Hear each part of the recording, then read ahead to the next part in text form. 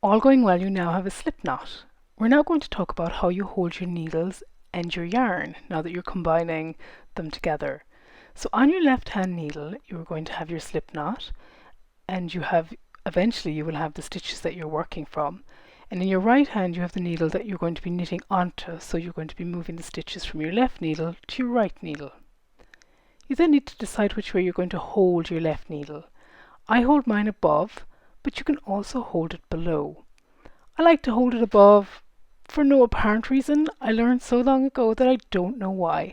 I find it comfortable and I don't find the weight of the yarn too difficult.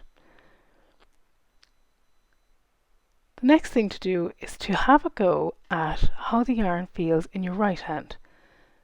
So what you're doing is trying to work out how to make it comfortable in your hand, and yet you can move it around.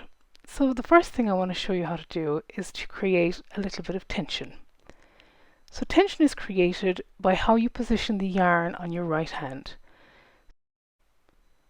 You'll see people doing lots of different things.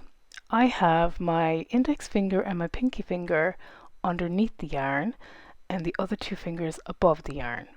The reason you create tension is so that you knit your stitches and they are a uniform size. They're not too big and not too small.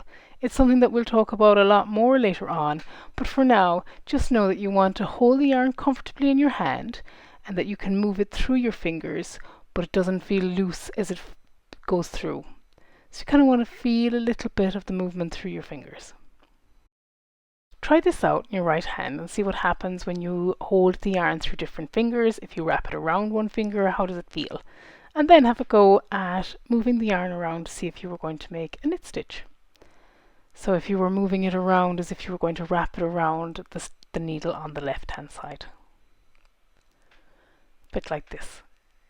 Just to see how it feels and how you put it back in and out of your hand.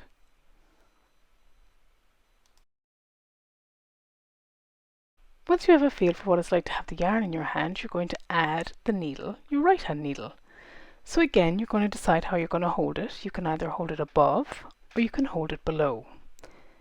The way you choose may vary, so give it a go in both ways, particularly if you haven't knit before and this is something new. I hold mine from below and I find that it is useful to rest it on the space between my thumb and my index finger.